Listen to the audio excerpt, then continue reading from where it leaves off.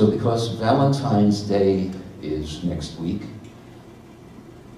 couldn't open up with a nicer selection than My Funny Valentine.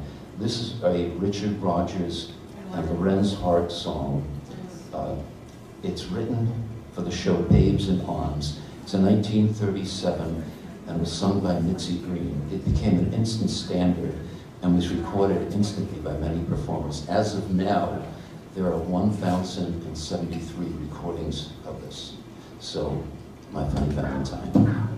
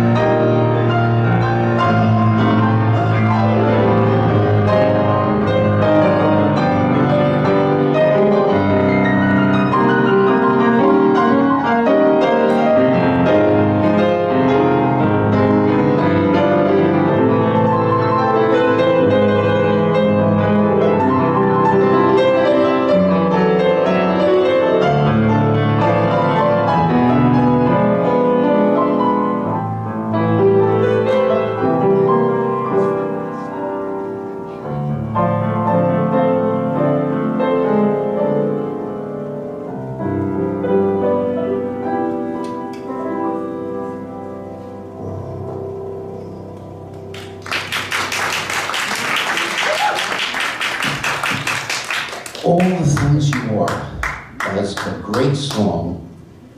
It was written by Oscar Hammerstein for the Broadway show Very Warm in May. It opened up on Broadway on November 17, 1939. And then, less than 2 months later, on January 6th, it closed and just died. And then just became popular as a single.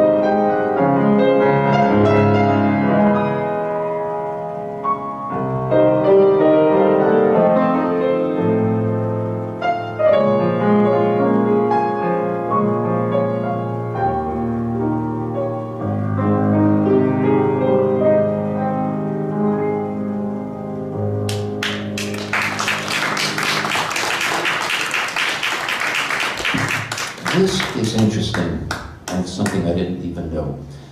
Someone to Watch Over Me, which was written by George Gershwin, was originally written as a fast and jazzy number for the musical OK in 1926.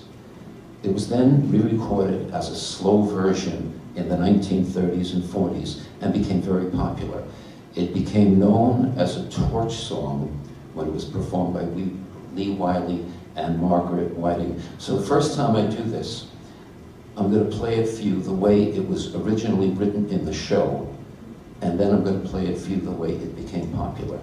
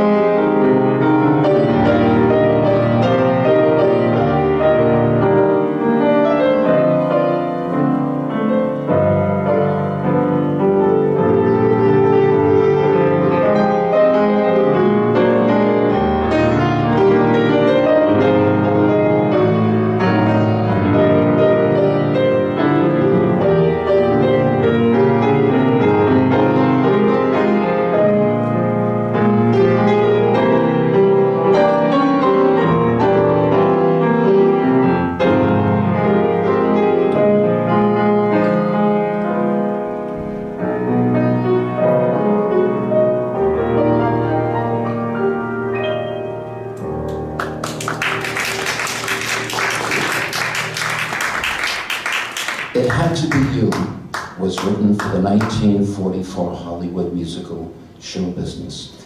The composer was Isham Jones, and his wife bought him a grand piano for his 30th birthday, and he stayed up all night just noodling along, and he came up with It Had to Be You. It became incredibly popular when Harry Connick Jr. recorded it for the 1989 movie When Harry Met Sally.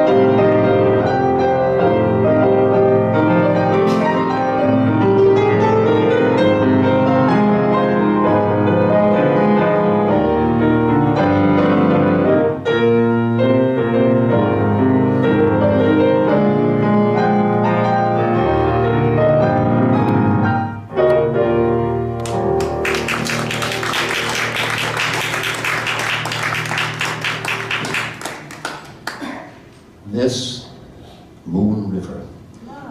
Audrey Hepburn had a very limited vocal range, and Henry Mancini wrote this for her to sing in the movie Breakfast at Tiffany's. It took Henry Mancini 1 month to come up with the first 3 notes of the song. And then in the next half hour, he finished the song. The producers of the show wanted to cut it out of the show. And Audrey Hepburn said, then I'm walking out of the movie. So she said, either you keep it in or you find somebody else. So as much as they hated it, they kept it in, but the producers made a big thing. They said the song was absolutely no good. It wound up winning the Academy Award and the Grammy for the best song of the year. Oh, there we go. For those of you who have not seen Breakfast at Tiffany's, Audrey Hepburn plays this on a guitar sitting in a window. It just worked perfectly. So here's Moon River.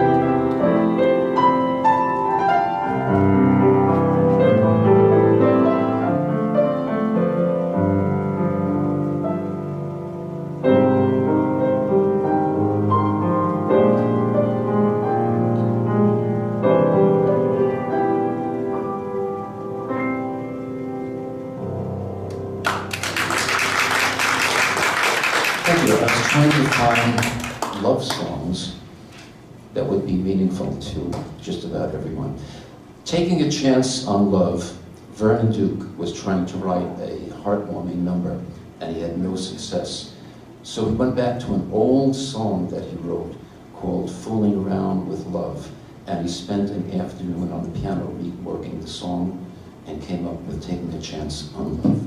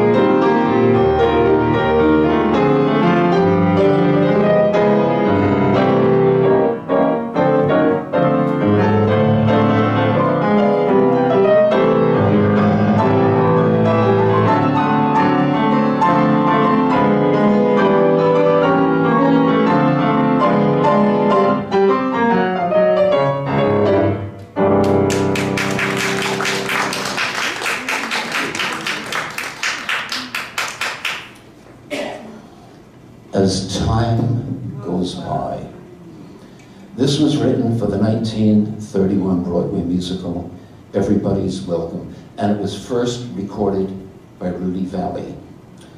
It was reintroduced into the 1942 movie Casablanca and portrayed by Dooley Wilson at the piano. But many people don't know Dooley Wilson didn't play the piano. The piano was dubbed by a studio pianist, Jeanne Vincent Plummer, and Dooley Wilson made believe he was playing the piano in the movie. Dooley Wilson tried to record the song, but there was a musicians' union strike that went on from 1942 to 1944, and nobody could record anything. So the original 1931 Rudy Vallee recording of the song was reissued, and it became an instant hit. This was 11 years after it was originally released.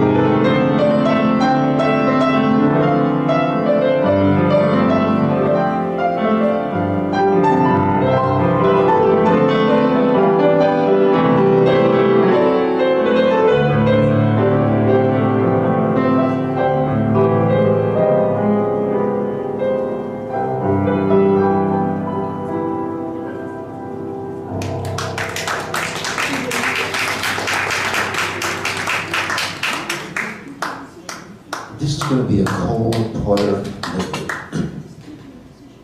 Begin the Beguine. The Beguine is a dance, and it originated in Guadeloupe and Martinique, and it was sung in Creole, and it was a combination of Latin folk dance and French ballroom music. Show you how brilliant Cole Porter was. In 1935, he was on a cruise ship between Indonesia and Fiji, and he was bored. So, while sitting in a deck chair one afternoon, he wrote the music to Begin the Beguine, and the next day, he wrote the words. He was, I think, just about the only composer, or one of the very few, who wrote both words and music.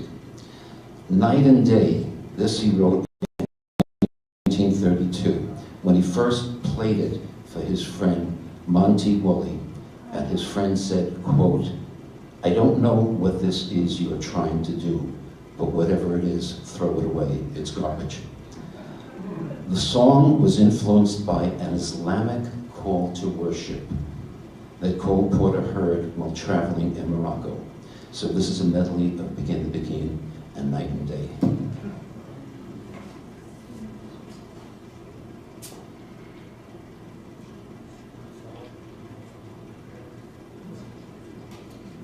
have to tell you, the last time I was here, I think 2 years ago,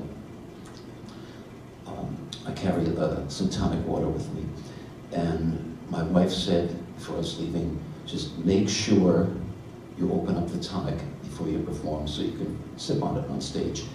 And while I was setting up everything that day, I had it next to me, and it fell over.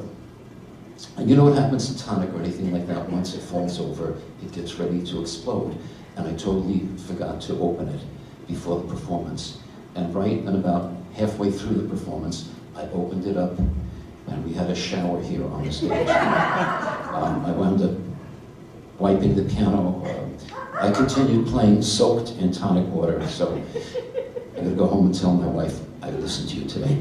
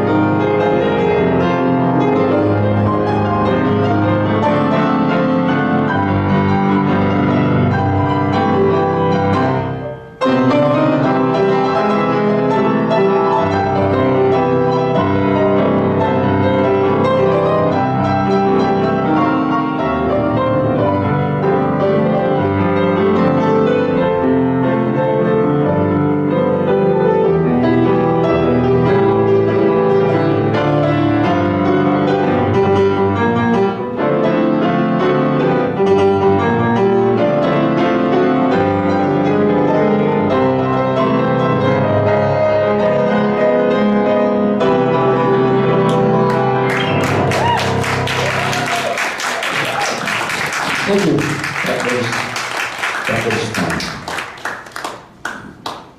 This is something very, very special. Laura's theme, known as Somewhere My Love, from the movie Dr. Zhivago. It starred Omar Sharif and Julie Christie. And Maurice Jarre was the composer. And he was asked by the director, David Lean, to write a theme song for Julie Christie, who was Laura. And Maurice Jarre couldn't do it. He kept trying, did 8, 10, 12 songs, nothing worked. So David Lean said, okay, forget it. Go to the mountains, take your girlfriend to the mountains, and write her a song. While he was in the mountains, he wrote a song for his girlfriend, and they wound up using it for Julie Christie as Laura's theme. This song, to me, is very personal, and I'll tell you kind of a little secret. Many years ago, when I was single, I had met this girl, and I was very attracted to her, but she had a wedding ring on. So I figured, okay, let's say hello, goodbye, case closed. And I was conducting a concert a couple of days later on a Thursday night, and she came to the concert, and during the intermission, she said to me, can I take you out for a drink tonight? Oh. I said, well, what's your husband gonna say? And she said, no, I'm not married. She went to St. John's University, and she had a St. John's ring, so when I first saw her, the stone was turned around. So I said, well, in that case, why don't you come over to my place tonight, because I'm having a party. And she said, fine. When she left, I went to all my friends. I said, please, you have to come over to my place. I have to make it look like I'm having a party tonight. Now, those of you who remember what a bachelor's pad is like, it's a total disaster. So as soon as I got home, I took the New York Times and I'm covering the sink, which is piled with dishes and everything else. That was a Thursday night. So at the end of the night, I had a little boat in Northport, and I said, would you like to go to Connecticut with me for lunch? She said, fine. So we went to Connecticut. This is our first date. And on the way back, I stopped the boat in the middle of Long Island Sound, and she said, what's the matter? I said, will you marry me? And she said, okay. But I'm a teacher, and I have to be back in school in September. This was June 2nd. I said, that's fine. She said, but there's one problem. I'm engaged. I said, okay, give me his name and his phone number, and I will call him up tomorrow morning, and I'll break the engagement. Which, Monday morning, 8 o'clock, I called him up, and he was not a happy camper. I saw her later on during the day, and she said, were you serious yesterday? I said, yes. 3 months later, on September 2nd, we were married. That was 53 years ago. And Laura's theme was our first dance. So she selected it. Now, in the movie, it's played on a balalaika, which is a stringed instrument. So the first time I play it, I'm going to play it the way everybody recognizes it. The second time I play it, I'm going to try to imitate the sound of the balalaika.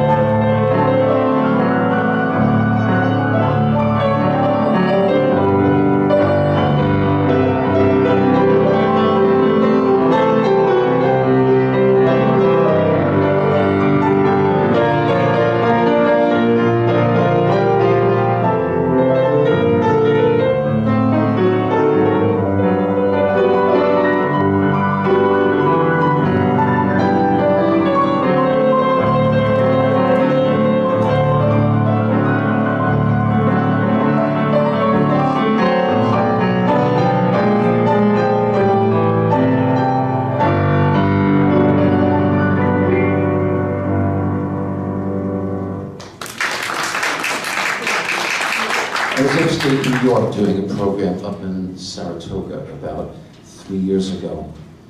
And my wife came with me to the program, and as a surprise to her, the song was not in the program, and it just happened to be the day after our anniversary, so I kind of surprised her. Besame mucho means kiss me a lot. This is incredible. This was written in 1941 by Consuelo Vasquez, who was 15 years old at the time. This is a phenomenal song. She wrote it because she was inspired by an operatic aria, and at 15 she had never been kissed. So she wrote a song called Kiss Me. It has become the most recorded Spanish song of all time. I'm going to do that together with another Spanish song called Amor, which means love. This was written in 1943, and it was a huge hit for Bing Crosby in 1944. In 1982, Julio Iglesias recorded it in Spanish for his album Momentos. The album was such a hit, he re-recorded the album 3 more times, once in French, once in Italian, and once in Portuguese. If you can imagine what it's like to record an album just once, he did it 4 times in 4 different languages. This is the medley. And again, written by a 15-year-old girl.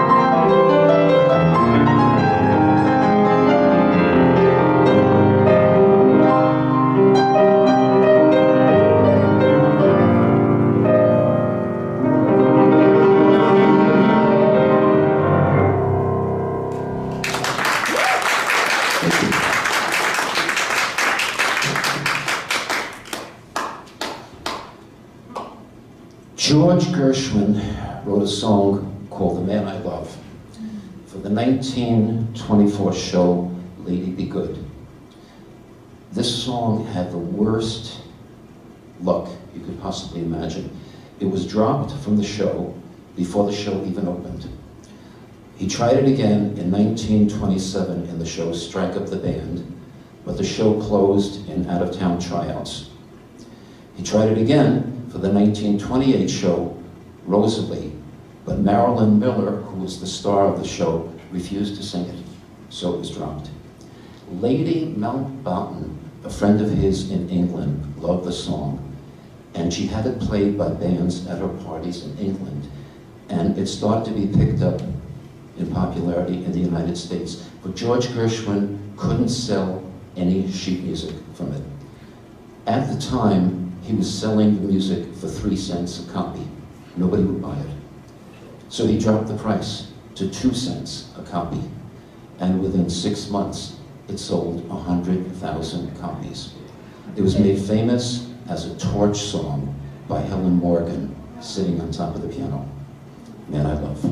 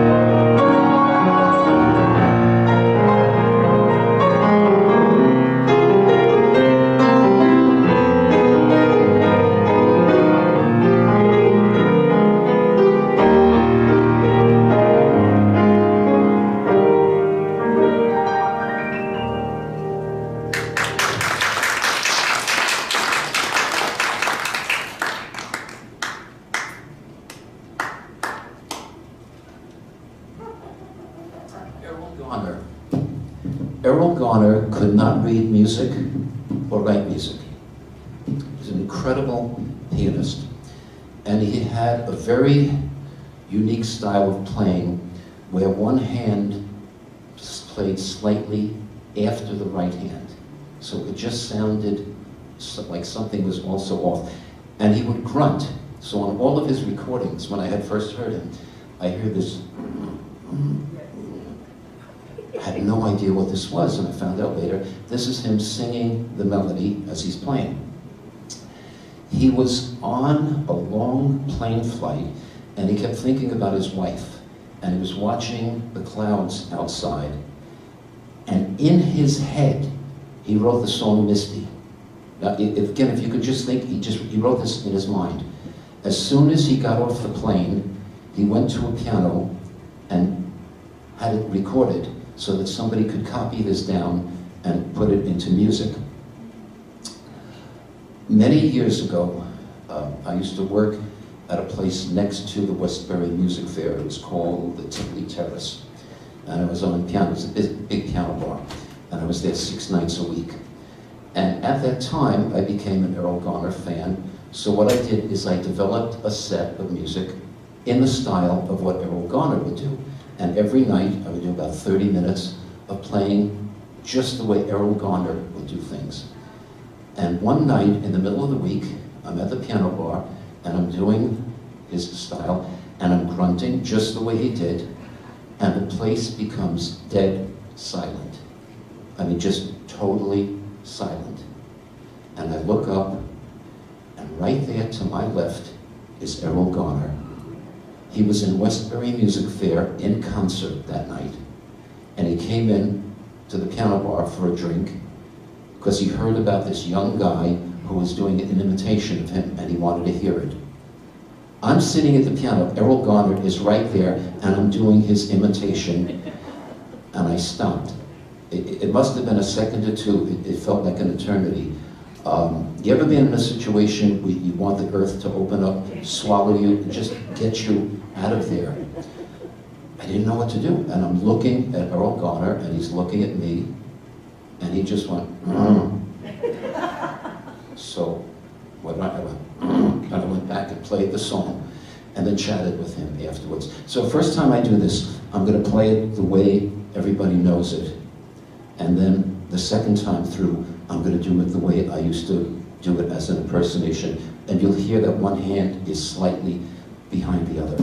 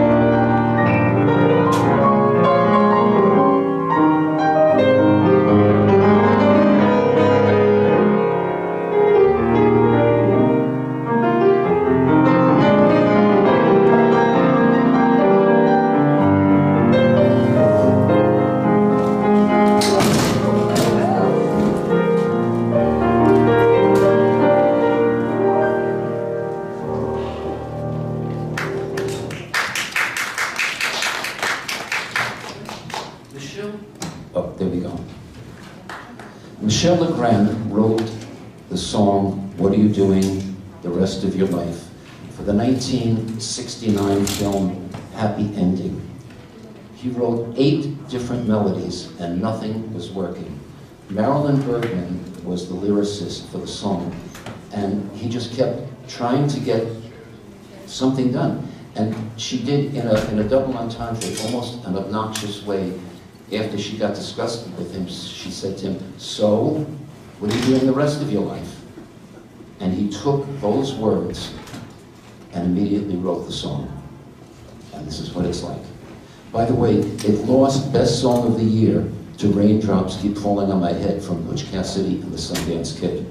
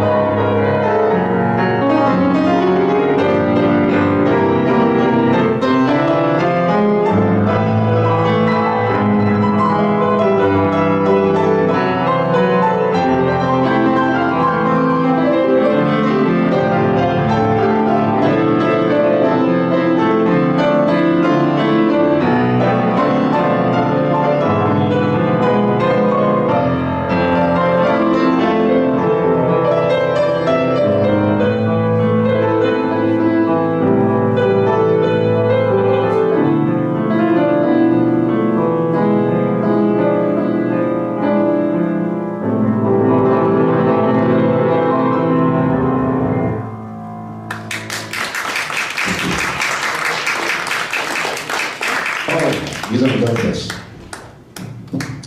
I used to work at an East Side supper club called Gatsby's in Manhattan. It was owned by the George and Bill Rosen. And this is where, fortunately, I got a chance to meet Frank Sinatra and a number of other people. I'll tell you the cute story of Sinatra. I'm playing there, and I didn't know that this was Sinatra's favorite hangout. And the first week I'm there, Sinatra comes in with his entourage. I'm a young guy, don't know any better, so I go into What's Life? And I start performing That's Life. And Luigi, the maitre d', comes running over and he's having a heart attack. He says, you can't do that, that's Sinatra's song. Stop, you can't do it. So it's okay. About 2 weeks later, Sinatra comes back in with his friends. So what do? I go into That's Life again. And Luigi comes over again. This went on, it became a comic routine, so that when Sinatra would come in with his friends at the front door, He said, watch what happens when Stan sees me, and he plays, and watch what happens with Luigi. During that time, a girl came in during the day, I heard about this, and she wanted to audition for that job. She was a singer, so she brought her accompanist with her. And she auditioned for George and Bill Rosen.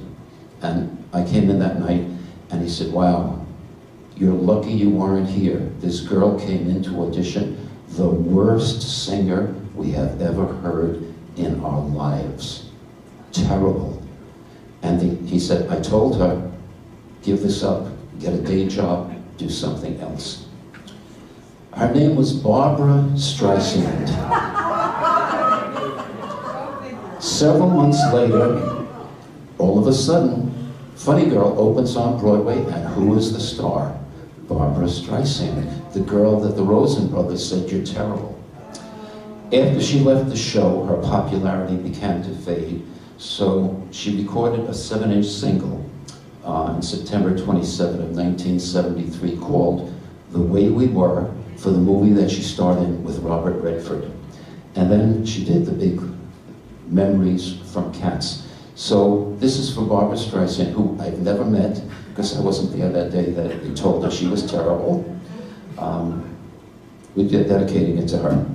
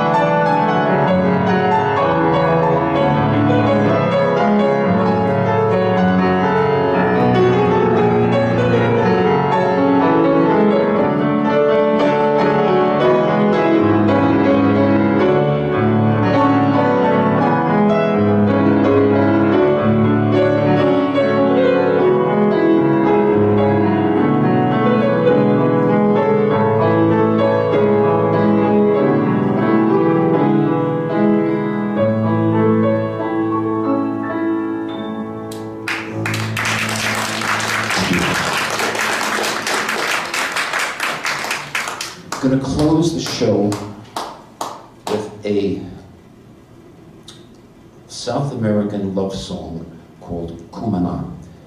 Cumaná is the capital of Sucre, Estado, Venezuela, which is 250 miles west of Caracas. There was a pianist-composer called Barclay Allen who absolutely loved the area, and he wrote this song out of his love for the area. This is Cumaná.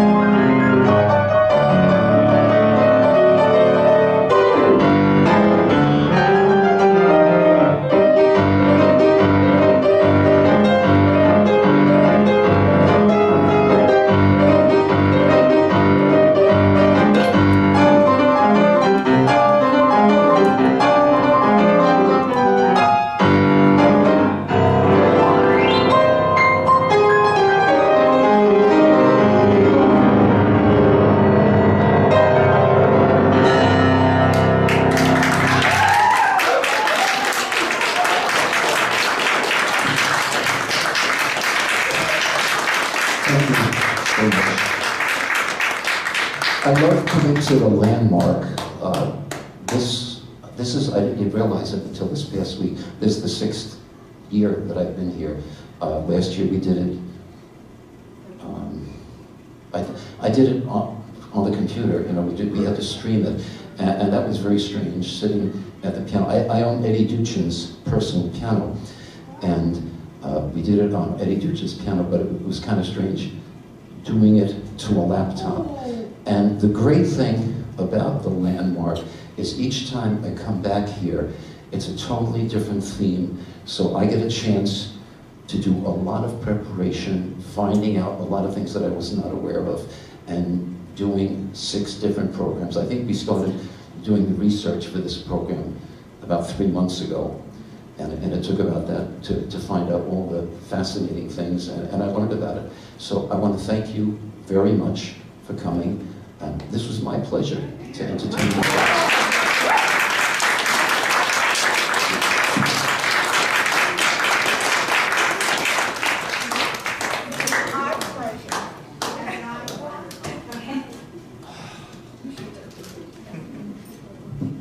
Why not?